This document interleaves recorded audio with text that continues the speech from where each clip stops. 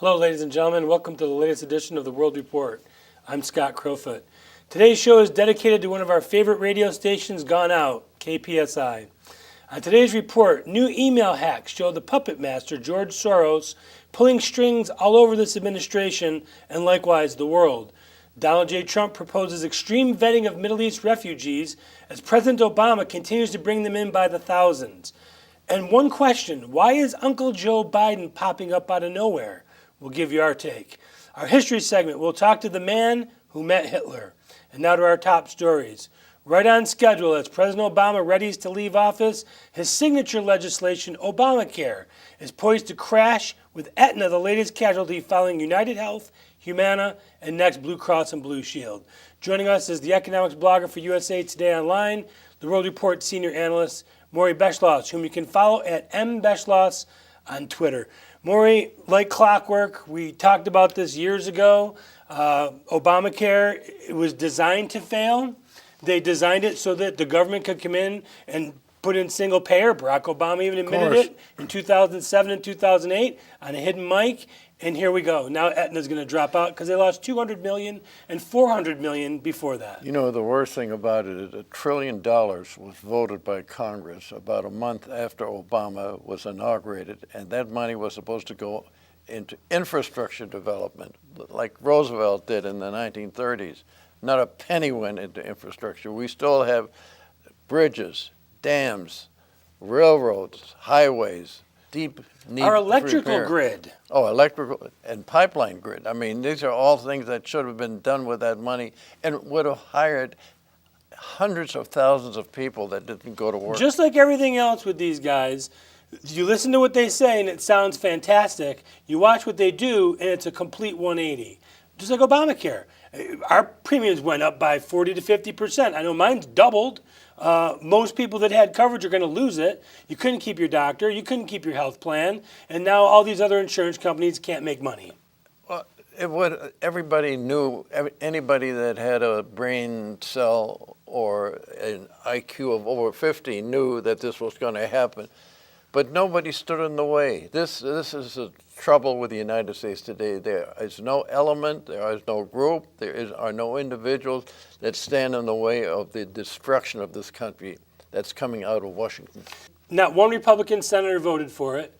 They had to bribe McCaskill of Missouri to vote for it. They had to bribe Landrieu in Louisiana to vote for it.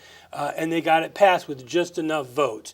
Now we're going to find out that none of these insurance companies can make money because we're insuring the sickest Americans, but they were already covered. You could go to the emergency room, nobody would turn you away. That's true. It wasn't like, maybe they didn't have health insurance, maybe they didn't have a health card, but everybody got treatment. Well, they also thought that all the youngest people, the millennials as we call them today, would be Rush in to sign up. Yeah, exactly.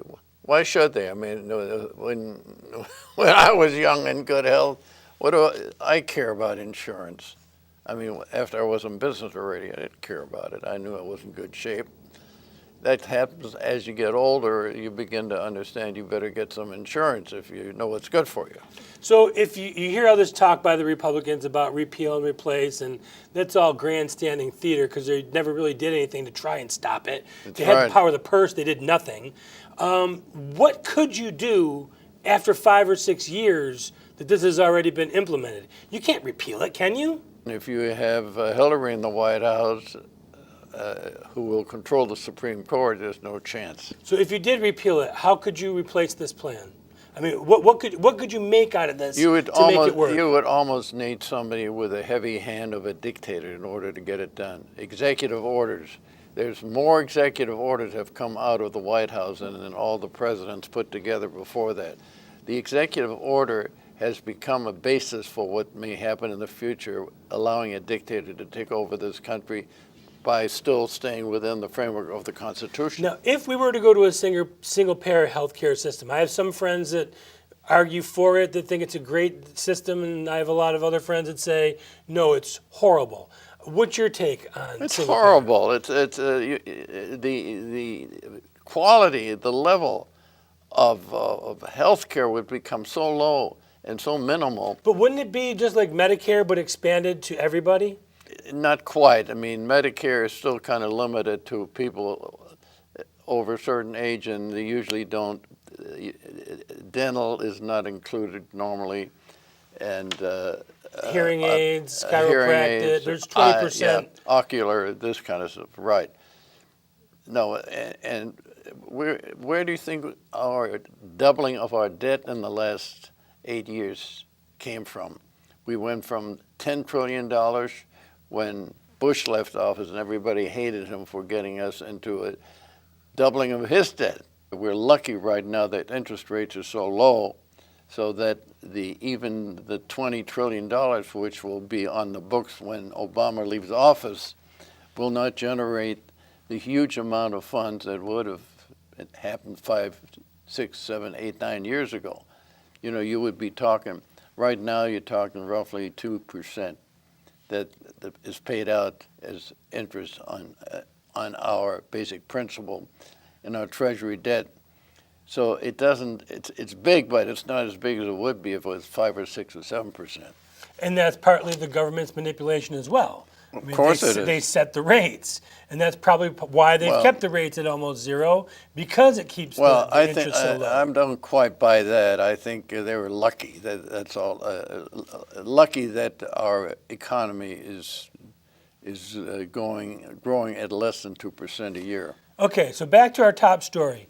If, say, for example, Donald J. Trump gets in and becomes president, he's vowed to repeal and replace Obamacare. Replace it with what? Where do you go from where we've been to where do you go from here? That's a question I can't answer because you are left with a huge vacuum. Right now, you have to start figuring out what you're going to do because people that are getting something for nothing now are not going to want to have to pay for something. You know, one of the big attractions of it, or supposedly, was you could not be prevented from having insurance if you had a previous illness or had an ongoing sickness of some sort. And that would look like... Which is probably a good thing, well, because you didn't need to take over the entire healthcare industry just for that. Well, but that's the way things work in Washington. You don't do it selectively. What do you think? It's comprehensive. Anytime I hear comprehensive, I shudder. Comprehensive means that the people that are in charge of spending money don't care how much money they spend. It's not their money. Correct. That's really what it is all about. We have been very lucky so far as can you imagine if we had the inflation that we had in the Carter years? In the Carter years, or even in the early years of the first decade of this, just 10, 15 years ago. It wasn't that bad, but, you had mortgages even then that were 10, 12, 13%. The cost of money was a lot higher just 10 years ago than it is now. Right now, the fact that you have these negative interest rates, it's incredible. There's $50 trillion in the world today that's fungible, that's flexible, that's being used for trade and paying off. Is that digital, or is that cash, or is that a combination of both? No. That's the monetary. That's liquidity. Monetary liquidity in the world today is $50 trillion. Because my bank account says I have X amount of dollars. That doesn't mean that the bank actually has that in the account for me. Well, but that's considered monetary liquidity because they can get a hold of it. And do you know how much of that $50 trillion is now negative interest rates? 13 trillion, and it's growing very fast, especially in Europe. We need to step away for a brief moment. We'll return faster than a Hillary flip-flop. Remember, if you'd like to see the show again or just a segment, it's simple, it's free. Just go to YouTube and search Morris Beschloss. We'll be right back.